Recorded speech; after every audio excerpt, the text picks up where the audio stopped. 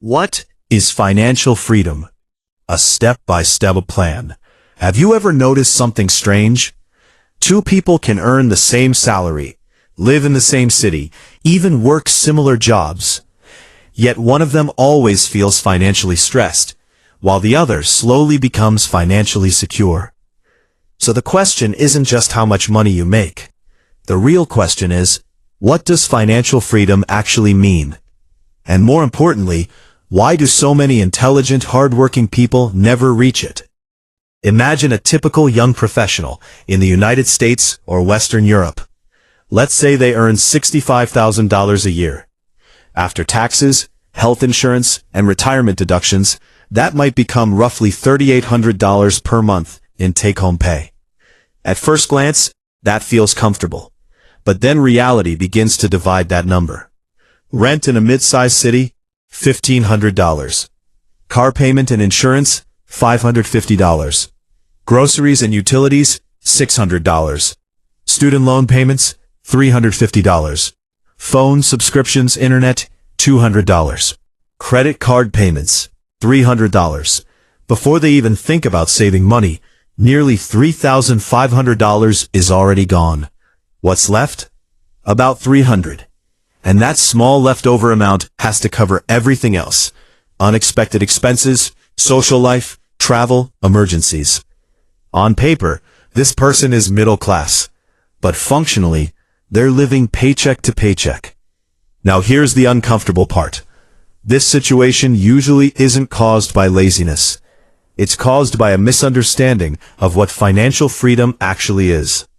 Most people believe financial freedom means a big salary, a big house, nice vacations, a comfortable lifestyle. But financially intelligent people define it very differently. For them, financial freedom has nothing to do with income. It's about control over time. Specifically, the moment when your basic living expenses are covered without needing your daily labor. That's it. No luxury definition. Just math. Let's simplify that math. If someone's monthly living expenses are $3,500, then their yearly cost of living is about $42,000. Financial freedom means building assets that can reliably produce that amount. For example, investments generating roughly $42,000 per year in income. Until that happens, work isn't optional. Even if someone earns $120,000 a year, they are still financially dependent if their lifestyle requires it. Income alone does not create freedom. Assets do. So why do most people struggle with this? The reason is psychological, not mathematical. Human beings are extremely sensitive to social comparison. We don't measure our lifestyle against our own needs. We measure it against the people around us. If coworkers upgrade their apartment, we feel pressure to upgrade ours. If friends buy a newer car, our perfectly functional car suddenly feels outdated. If colleagues travel to Greece or Italy, staying home feels like falling behind. These decisions feel harmless individually, but over time, they slowly push lifestyle costs upward. Economists call this lifestyle inflation, and it quietly eliminates the possibility of financial freedom. Let's look at the long-term effect. Imagine two people with identical salaries. Both earn $70,000 per year. The first person increases their lifestyle every time their salary increases. Nicer apartment, newer car, more expensive habits. They save very little.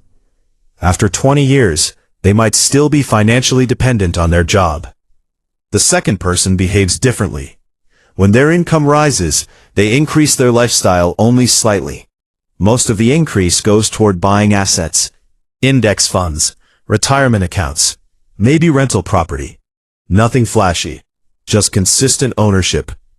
After 20 years, those assets might quietly generate $30,000 or $40,000 per year.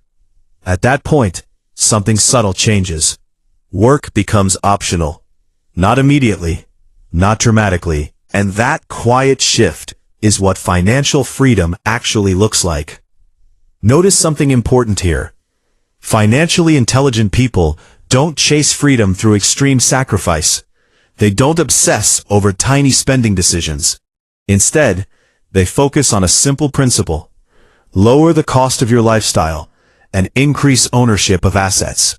Because the lower your lifestyle cost is, the easier freedom becomes. Someone who needs $90,000 per year to live comfortably must build enormous assets. But someone who lives well on $40,000 or $50,000 per year reaches the same freedom with far less pressure. The goal isn't to deprive yourself. It's to design a life where freedom is mathematically achievable. And once you start thinking this way, something interesting happens. You stop asking questions like, how can I afford this? Instead, you begin asking, will this decision move me closer to owning my time or further away from it?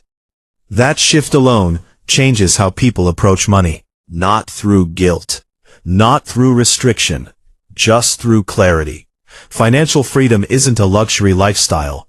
It's simply the moment when your time stops being controlled by your paycheck. For some people, that moment arrives quietly in their 40s. For others, it arrives earlier. But it always starts with the same realization. Freedom isn't built through income alone. It's built through ownership, patience, and perspective. If you found this perspective helpful, consider subscribing for more calm, reality-based conversations about money and investing.